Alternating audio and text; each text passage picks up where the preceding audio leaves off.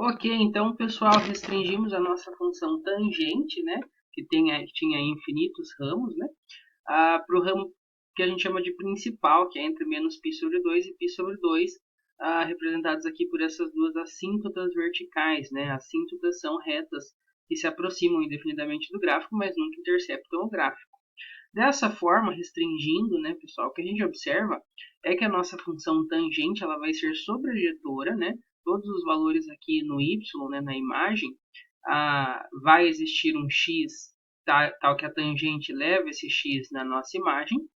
E para cada reta vertical, por exemplo, a reta aqui y igual a 1, cada reta horizontal, né, paralela ao eixo x, intercepta o nosso gráfico uma única vez. Tá? Isso significa, então, que a nossa função também é injetora. Sendo injetora e sobrejetora, ela é bijetora e a gente consegue inverter. Então, a gente vai conseguir construir a função arcotangente, ou tangente a menos 1. Está aqui, então, o gráfico da nossa função arcotangente, ou tangente a menos 1. Vou tirar as assíntotas para a gente observar melhor. Então, a gente observa que o domínio, né, dessa aqui da tangente menos 1, que é em preto, serão todos os reais, que é exatamente a imagem da tangente. E o contradomínio, ou conjunto imagem, né, da tangente a menos 1, vai estar, né, entre menos π sobre 2 e π sobre 2. Ó, se a gente colocar aqui, ó, vou colocar para a gente. Se a gente coloca aí, ó, y igual a π sobre 2, que é um limitante superior, y igual a menos π sobre 2 é um limitante inferior. Claro, né, porque a imagem, né, da inversa é o domínio da nossa função, que era de menos π sobre 2 a π sobre 2. E, né, observando o eixo de simetria, y igual a x, bissetrias dos quadrantes ímpares, esses dois gráficos são simétricos em relação a esse eixo. Vamos escrever lá, então. Então, aqui a gente vai colocar a nossa função tangente, tan, ou tg, né, restrita no ramo principal, de menos π sobre 2 a π sobre 2, e tem imagem nos reais. A cada x associa a razão trigonométrica em tan de x, tangente de x, né, x dado em radianos. Né. E aí a nossa inversa, que é a arcotan, ou tan a menos 1, restringindo aqui, né, o domínio, ela fica bijetora. Vai, então, da imagem da tangente até o seu domínio. A cada valor real, associa um ângulo, né, um valor de ângulo, cuja tangente é y. Tá bom? Então, esse valor aqui, né, é o arco, é o ângulo, cuja tangente é y. Por exemplo, então, o arco tangente de 1, o ângulo cuja tangente é 1, é o π sobre 4, exatamente porque a tangente de π sobre 4 é 1. O arco tangente de menos raiz de 3 é menos π sobre 3, exatamente porque a tangente de menos π sobre 3 é 60, é menos a tangente de π sobre 3, portanto, menos raiz de 3. Observe, então, né, que o arco tangente sempre retorna para um input real, sempre retorna um ângulo entre menos π sobre 2 e π sobre 2. Tem até essa utilidade, né, se a gente quiser associar a cada valor de y um ângulo, né, entre menos π sobre 2 e π sobre 2, a gente pode usar aí o arco tangente. Pessoal, a gente não comentou muito sobre a paridade, né, das funções seno, cosseno e tangente. Mas a gente tem o seguinte: o seno é a nossa função ímpar, tá? Seno de menos x é menos seno de x, né? Esse sinal sai da função, do argumento. O cosseno é par, tá? O cosseno de um valor é igual ao cosseno do seu simétrico em relação à origem. E como o seno é ímpar e o cosseno é par, e a tangente, né, é exatamente aí o seno sobre o cosseno, né? É esse quociente. Aí a tangente também fica ímpar, tá bom? Que é menos com mais, né? Que é menos.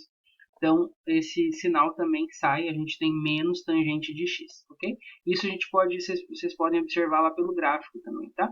O gráfico da seno é simétrico em relação à origem, o gráfico da cosseno é simétrico em relação ao eixo y, né? O eixo y é um espelho. E o da tangente também é simétrico em relação à origem.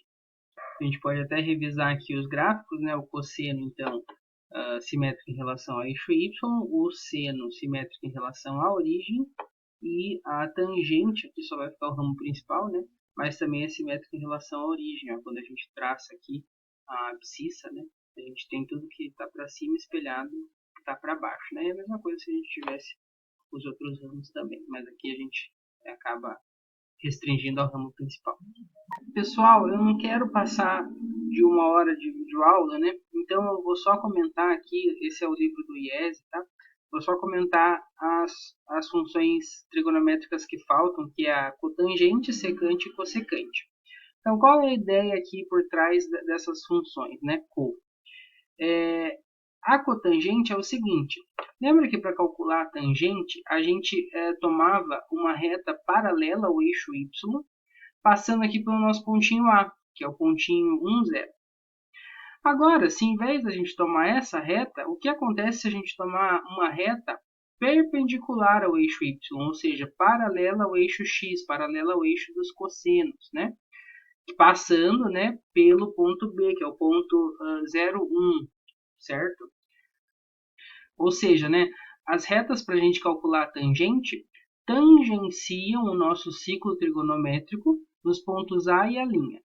Já para a cotangente, as retas vão tangenciar aí nos pontos B e B'. Tá? Então, como é que a gente faz? Traçamos essa reta, medimos o ângulo aqui a partir do eixo x, né? Esse ângulo determina no ciclo trigonométrico um ponto P. Aí a gente estende esse segmento OP até intersectar a reta D. E isso marca aí, né, define um pontinho D. A medida do segmento BD é o que a gente chama de cotangente desse nosso ângulo aqui. Tá? Aí, então, para cada valor real, x, medido em radianos, né, a gente pode definir essa cotangente. Então, isso define uma função. Desde que o valor não seja um múltiplo de π. Porque aí, nesse caso, né, esse segmento OP, ele fica paralelo à nossa reta D. Né? Então, nunca intersecta a nossa reta D. Por isso que a cotangente não está definida. Né? Então, isso aí define a função cotangente. Agora, a observação que eu considero mais fundamental, né, sobre a cotangente, a gente vai fazer a seguir. Eu vou retirar essa imagem aqui e a gente vai tentar perceber. Então, pessoal, eu trouxe para cá, tá, aquele desenho, né? Então, a medida da cotangente é a medida desse nosso segmento aqui, a BD. Isso aqui é que a gente define como cotangente ou cotg, né? Do nosso ângulo alfa, aqui medido no sentido anti-horário, né? Positivo. Aí, ó, pessoal, vamos observar esse triângulo aqui, ó, OBD, né? Esse triângulo é retângulo em B. Então, ó, a soma desse ângulo em verde com esse ângulo em azul, em D, o ângulo aqui em O com o ângulo D, é 90, porque a soma dos ângulos internos de um triângulo é 180. Então aqui a gente tem 90, o verde com o azul é 90. Mas o alfa com o verde também é 90. Ó. Aqui também é um ângulo reto, certo? Então, como aqui a gente tem o verde, esse azul, né, propositadamente eu desenhei em azul, é exatamente o alfa. Tá? É o que a gente chama de ângulos alternos internos. Né? A gente tem aqui duas paralelas, a reta D e o eixo X, e uma que intercepta, uma reta secante a esse feixe de retas paralelas. Né? E aí os alternos internos são congruentes. Então esse aqui é o ângulo alfa. Agora, observando esse triângulo retângulo, quem que é a tangente, aqui eu estou fazendo TG, né, mas pode ser T, de alfa. Bom, a tangente é o cateto oposto. O cateto oposto é OB, mas esse OB é o raio do ciclo trigonométrico, então é um cateto oposto sobre o cateto adjacente. A hipotenusa é o OD, né? Então o cateto adjacente é o BD, mas o BD é exatamente a cotangente. Vou colocar cotg, tá? A cotangente de alfa.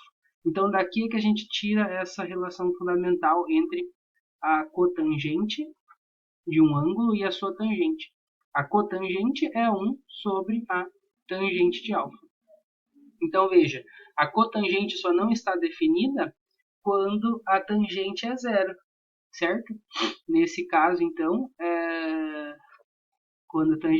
nesse caso, para os π múltiplos de π.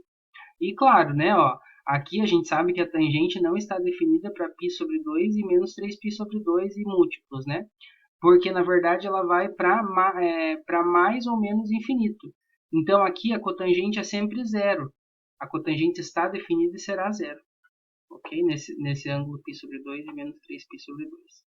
Vamos lá ver o gráfico. Então tá aqui o gráfico, né, para esse pessoal. Assim como a tangente, a gente tem vários ramos, né? Só que agora a cotangente não está definida, né, nos múltiplos de π. Lembra lá que o ramo da tangente era pro lado inverso, né? Observe que a cotangente é sempre decrescente. Lembra que a tangente era crescente. E claro, a gente tem a relação fundamental que a tangente vezes a cotangente é 1, né? Porque uma é inversa multiplicativa da outra. Não é função inversa, cuidado, não confundir. A função inversa é para composição. Aqui é inverso multiplicativo, né? O produto das duas funções é igual a 1. Não é igual à função identidade, tá bom? Pessoal, novamente, temos uma função que é sobrejetora ali nos reais, só que não é injetora. Para transformar ela em injetora, a gente tem que restringir ao ramo principal, digamos aí 0 a π. Restringindo ao ramo principal, a gente pode inverter. E teríamos então uma função arco cotangente, ou cotangente a menos 1. Mas eu considero que não é tão útil para a gente ver agora essa função inversa, tá? Então, só complementando ali, né, pessoal, a tangente de alfa vezes a sua cotangente é igual a 1. E existe aí, né, existe uma função inversa cotangente a menos 1, ou arccotangente, que a gente não vai explorar aqui agora. Claro, né, essa igualdade aqui, alguns valores não estão definidos, né, para essa igualdade aqui, é só para os valores de alfa que tangente e cotangente estão definidos, né? Mas, em geral, né, a definição da cotangente é essa medida. Seguindo, pessoal, temos também a função secante. Como é que a gente calcula a secante, né? A secante é o seguinte, a gente marca o nosso ângulo alfa lá no ciclo e determina um ponto P. Traçamos a reta que é tangente ao ciclo trigonométrico nesse ponto P. E essa reta intercepta o eixo dos cossenos. Então, ela é secante, né? Ela intercepta o eixo dos cossenos. Essa medida aqui, OS, é a secante, tá? Aí não estará definida aos valores π sobre 2 e múltiplos, né? Kπ, π sobre 2, 3π sobre 2, etc. Múltiplos inteiros de π. De π sobre 2, né? Π sobre 2 mais múltiplos inteiros de π. Então, porque aí a nossa reta tangente, né, não estará secante, não vai interceptar o eixo dos cossenos.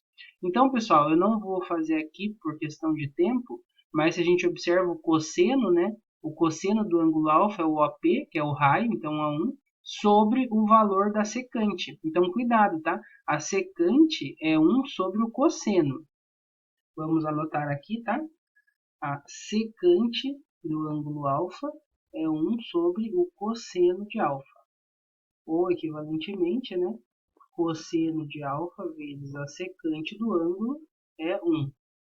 Cosseno de alfa não está definido. Aliás, cosseno de alfa é 0, né, para π sobre 2 e mais um múltiplo inteiro de π.